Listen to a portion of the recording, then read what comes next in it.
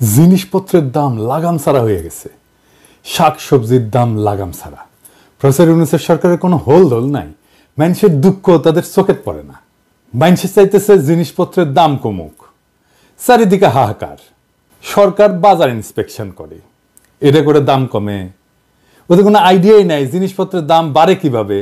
আজকে আলাপ কিভাবে সবজির দাম নাগালের মধ্যে আনা যায়। এটাও হলো একটা রাজনৈতিক ইস্যু, তবে রাজনৈতিক দলের ক্ষমতা নিয়ে কামড়াকামড়ির ইস্যু না। এই আলাপের পরে বুঝবেন আমাদের রাষ্ট্র যারা চালায় তারা কতটা অপদার্থ, কতটা বুদ্ধিহীন, কতটা কর্মবিমুখ।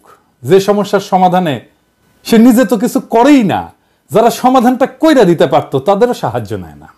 তা আমি ঠিক করছি যে পলিটিক্যাল ইস্যু নিয়ে এপিসোড বানানোর পাশাপাশি কিছু জাতীয় এরকম সমস্যা নিয়ে আলাপ করব, যেগুলো আমাদের নিজেদের জীবনে সরাসরি সমস্যা তৈরি করে। শুধু আলাপটা না, আমরা আলাপ করব কিভাবে এই সমস্যার সমাধান করা যায় সেটা নিয়েও। না, আমি মনে করি না যে প্রফেসর ইউনূসের সরকার সমস্যার সমাধান কইরা দিবে। প্রফেসর ইউনূসের সরকার আমি মনে করি এটা একটা অপদার্থ সরকার।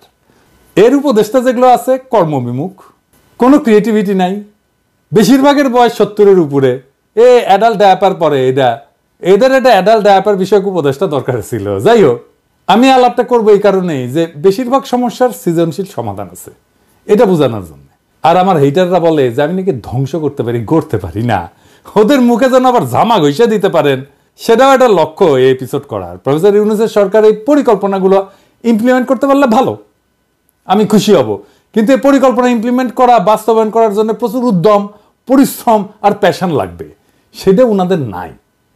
আসেন আজকের সমস্যা নিয়ে আলাপ করি। আলাপে ঢুকি আর কি, পণ্য পরিবহনের চাঁদাবাজি, যার জন্যে 15 টাকার সিম 4 গুণ বেশি দামে 60 টাকায় বিক্রি হয়, সেটা কিভাবে কমায় আনা যায়।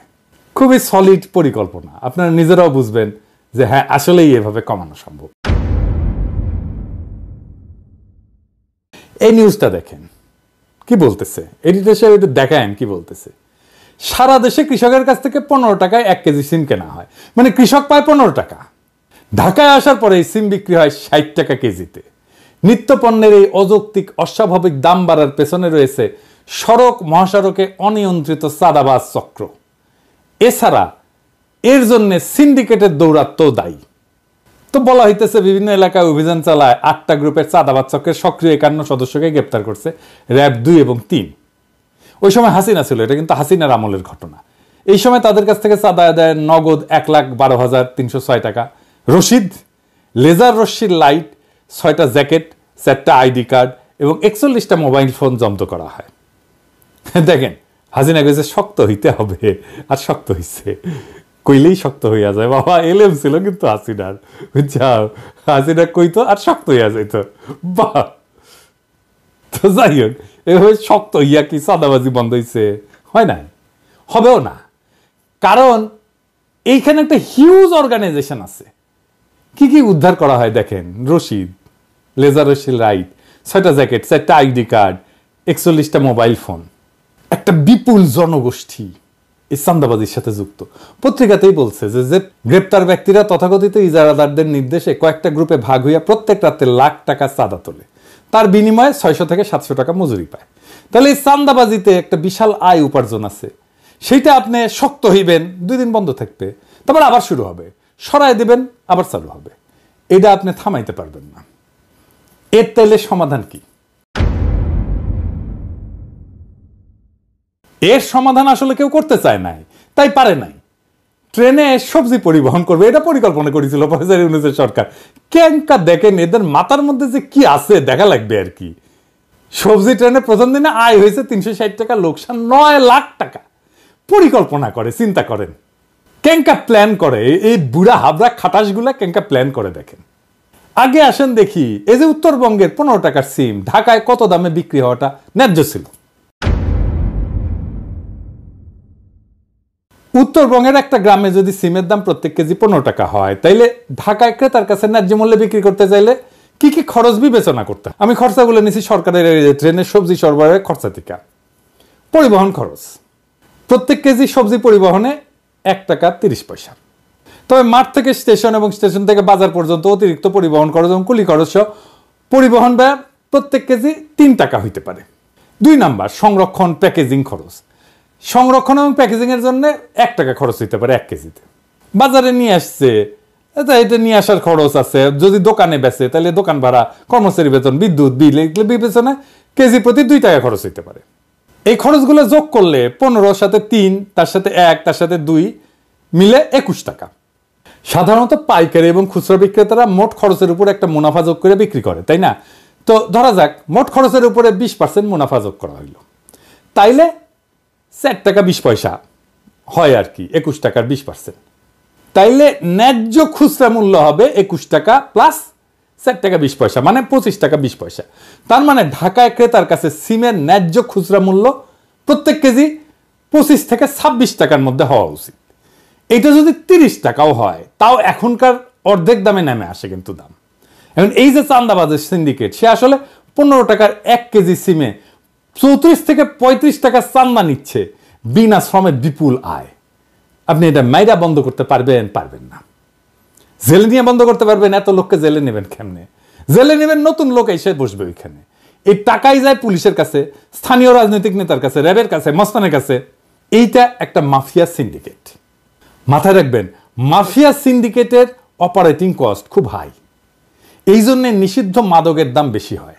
তাইলে এর কোনো সমাধান নাই? আছে, দারুণ সমাধান আছে। কি সেইটা? আসেন দেখি। আপনি হিউজ চাঁদা তোলার অর্গানাইজেশন ওন করেন সরকারিভাবে, এটা একটা রেগুলেশনের মধ্যে নিয়ে আসেন। এটা সরকারি ট্যাক্স কালেকশন অর্গানের মর্যাদা পেলে পুলিশকে, রাজনৈতিক নেতাকে, মস্তানকে চাঁদার ভাগ দিতে হবে না, সরকার রেভিনিউ পাবে, একটা শৃঙ্খলা আসবে।